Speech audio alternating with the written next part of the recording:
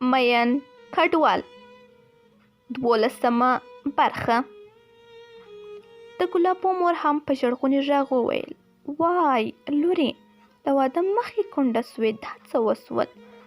تر ناوخته مازدیګر په پوهنتون کې جګړه روانه وه. ماښام سو، جګړه پای ته ورسېدله. د غالب ورور او د ګلابو پلار په روغتونونو ګرځېدل، ځکه دا نه وه معلومه چې غالب مړ دی که ژوندی. څو روغتونونه یې وکتل، خو غالب پیدا نه سو. شپه د غالب د پیدا کېدو په غم سبا سوه. د غالب ورور هم د ګلابو دوی په کور کې و. یوازې ایمرجنسي روغتون پاتې و. ور روان سول. ګړی وروسته ور ورسېدل. د روغتون په مخ کې د شهیدانو د نومونو لیست و. په لیست کې د غالب نوم نه و، خو دننه یې هم څوک نه پرېښودل. له ډېر ټینګار او وزر وروسته یې ور پرېښودل. ځای ځای بې صاحبه تابوتونه ایښي وو. څو شهیدان یې وکتل، غالب پیدا نه سو. له یو سپین ږیري یې وپوښتل: دلته ټول څومره شهیدان راوړل سوي؟ زه له پرون شپې راهیسې دلته یم. 23 کسان شهیدان سوي وو. د ډېرو خپلوان راغلل، بس دا 4 شهیدان پاتې دي. 3 تاسو وکتل او هغه یو خو بیخي نه پیژندل کېږي. د غالب ورور خواشینی د هماغه تابوت په لور ور روان سو. د تابوت تر څنګ یو کس ولاړ و. د غالب د ورور زړه درزېدو. ورنږدې سو چې د تابوت تر څنګ ولاړ ځوان مخ راواړوه. د غالب ورور په لوړ آواز وویل: غالبه!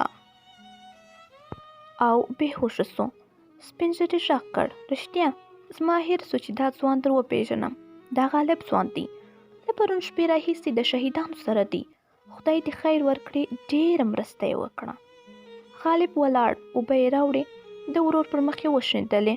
ورور یې په هوښ راغی. د واره یې غالب په څپېړه ووهلو، ویې ویل: دومره بې مسؤلیته یې؟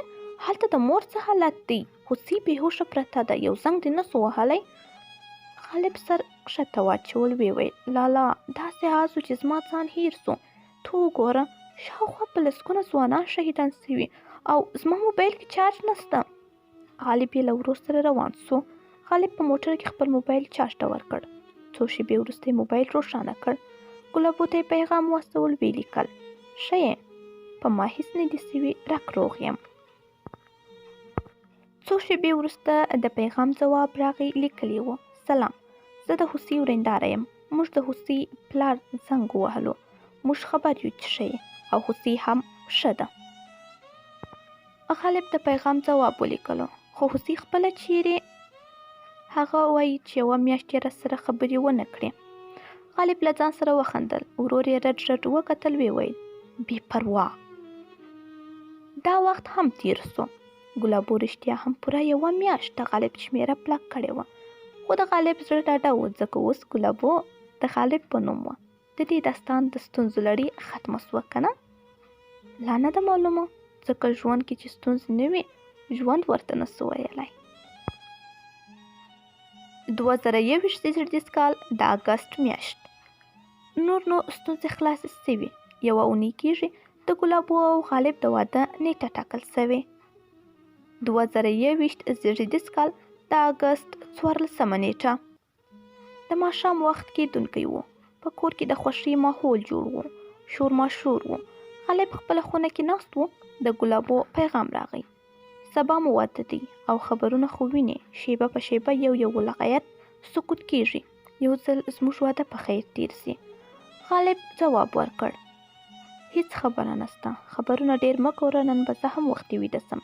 ته هم سبا مو اوږده او مهمه ورځ مخکې ده. څو شېبې وروسته غالب ویده سو. د ګلابو او غالب د مقدار دا شپه هم رڼا سوه. د سهار 10 بجې وې. د ګلابو زنګ راغی. ځواب یې ورکړ. ویې ویل: زه اوس ځم سینګارتون ته. نو که د پیغام ځواب مې در نه کړ، اندېښنه ونه کړې. زه خو ستا غوندې نه یم چې خبر در نه کړم. ښه، خو واده خو شپې ته پیل کېږي. دومره ژر به د سینګار خراب سي؟ نه، ایله تر ماښامه خلاص دي. ښه، سمه ده. موبایل یې بند کړ. کوچنی ورور یې راغی. ویې ویل: راځه چې سینګار ته دې بوځم. د څه شي سینګار؟ زه خو ناوې نه یم. یاره، خو لږ خدا ژر او ویښتان اصلاح کړه. غالب یې له کوچني ورور سره سقاوي ته روان سو. بیروبار و. تر ناوخته نوبت ور ونه رسېده. 1 بجه کېدونکې وه. د غالب نوبت را ورسېد. پر څوکۍ کښېناست. ږیره یې نیمه جوړه سوې وه، نیمه نه وه چې په ټلویزیون تازه خبر راغی. د دې ناول ادامه برخه زموږ پر مطالعه یوټیوب چینل باندې اورېدلی سئ. مین کډوال. دا ناول تاسو ته د مطالعه چینل له لارې وړاندې کیږي. مین کډوال.